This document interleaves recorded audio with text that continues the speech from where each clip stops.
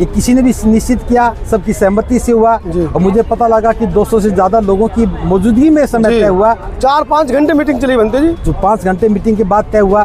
तो हम तो उसी मीटिंग को आधार बना करके, जैसा यहाँ से एक आह्वान किया गया, उसी आह्वान को लेकर के राजेंद्र पाल गौतम जी जो पूर्व मिनिस्टर रहे हैं, उनके आह्वान को सुन करके हम सब लोग यहाँ आए हैं। और मैं बता दूं, ये बहुत ज़रूरी है इस आंदोलन के लिए।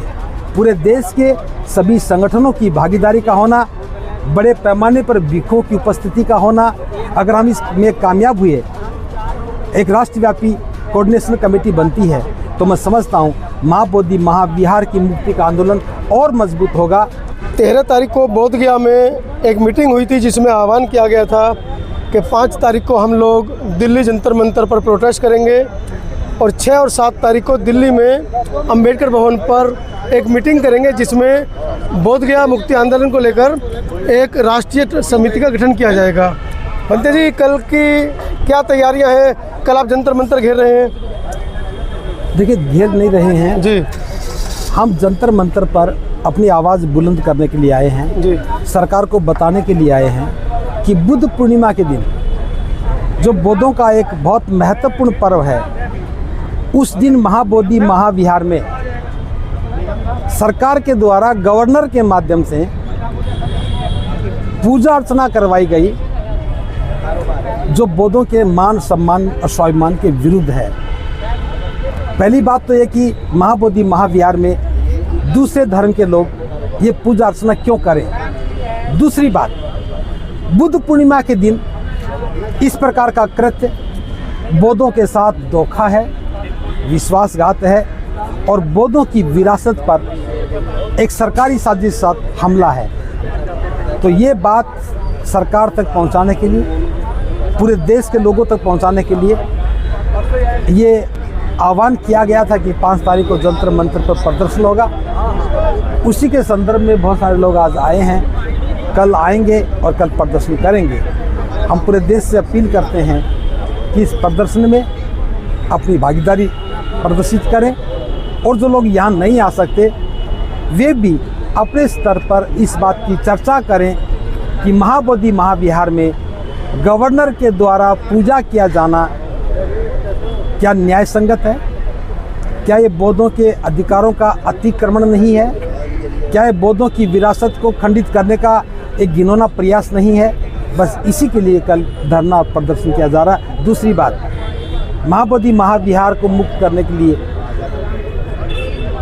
चल रहे आंदोलन में एक आंदोलनकारी जो शांति के साथ, जो मजबूती के साथ धरना प्रदर्शन में भागीदार बने थे, एक साजिश करके झूठा मुकदमा दर्ज करवा करके बनते विनयचार्या को जो जेल में डाला गया है, ये गलत प्रयास है, गलत बात है।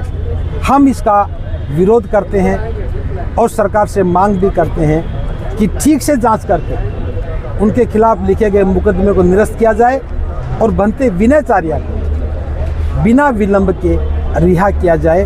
तो ये आवाज़ उठाने के लिए हम जंतर मंतर पर जाएंगे। बनते जी, आपको लगता है ऐसी सरकारें जो एक बौद्ध भिक्षु को हथकड़ी में जेल में प्रस्तुत करती हो जज के सामने कोर्ट में, जिसके ऊपर कोई आरोप ही नहीं है, क्या उनकी मंशा है कि वो उनकी जमानत भी होने देंगे? देखो, मैं तो इतना जानता हूँ, सुप्रीम कोर्ट ने एक बार आदेश दिया था, बहुत गंभीर अगर अपराधी नहीं है तो उसे हथकड़ी लगा करके कोर्ट में नहीं ले जाया जा सकता जी। और भंते विनयचार्या एक बौद्ध भिक्षु हैं। पहली बात तो अपराधी ही नहीं है, वो पुलिस से बात कर रहे हैं और अपराध का मुकदमा उन पर मंड दिया गया। अगर पुलिस सही ढंग से निष्पक्ष जांच भी करती तो ये मुकदमा बनता ही नहीं था।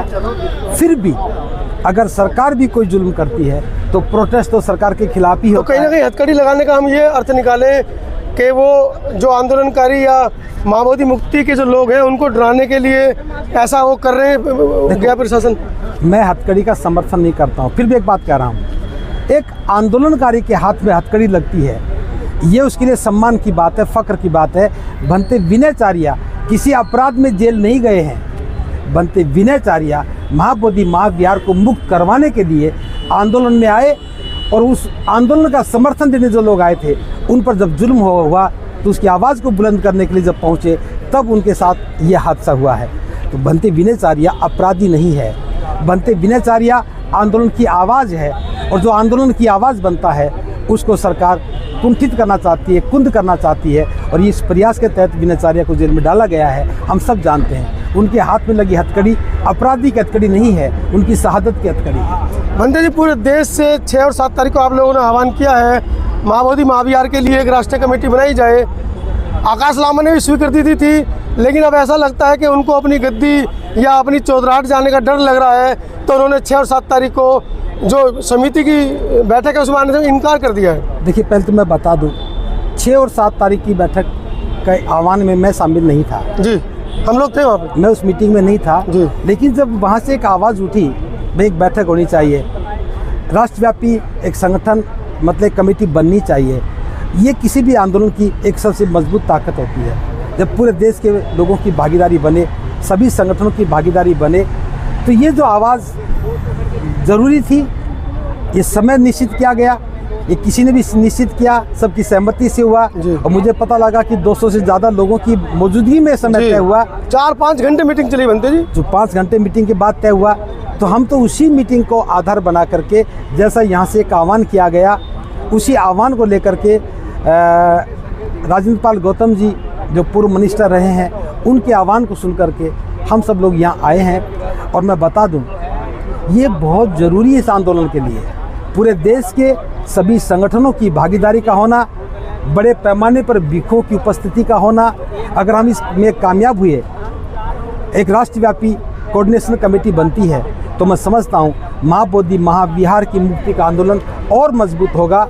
और न केवल आंदोलन मजबूत होगा, बल्कि देश में होने वाले अन्य जुल्म ज़्यादतियों के खिलाफ भी, बौद्धों पर होने वाले शोषण उत्पीड़न के खिलाफ भी, और जो हमारे बहुजन समाज की जो और आवश्यकताएं हैं उनके लिए भी हम नीतिगत निर्णय लेंगे और इस आंदोलन को व्यापकता के आधार पर जन भागीदारी के साथ आगे ले जाने का प्रयास करें। तो क्या अपील आप बहुजन समाज से, बुद्ध में आस्था रखने वालों से, अम्बेडकर में, रविदास में आस्था रखने वालों से कल परसों और 3 दिन का जो कार्यक्रम है उसके लिए आह्वान करेंगे?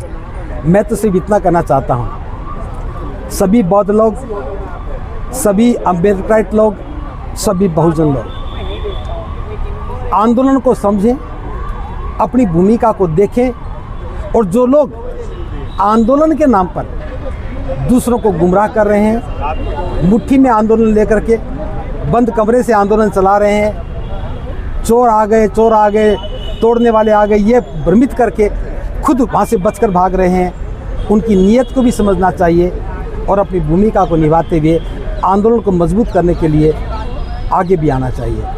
तो सभी से आह्वान कर रहा हूँ, 5 तारीख को धरने में शामिल हों, और 6-7 तारीख को डॉक्टर अंबेडकर भवन, रानी झांसी मार्ग, दिल्ली में होने वाली एक बैठक में, जिसमें सभी संगठनों के कोऑर्डिनेशन के लिए कमेटी बनाई जाएगी, उसमें आकर के अपनी भागीदारी सुनिश्चित करें, क्योंकि ये हमारे आंदोलन के लिए बहुत महत्वपूर्ण है। और अंत में आपसे भी को भी साधुवाद ज्ञापित कर रहा हूँ, आप अपने चैनल के माध्यम से इस बात को जन जन तक पहुँचाने का प्रयास कर रहे हैं, आपके प्रयासों को भी बहुत बहुत साधुवाद। मंगल।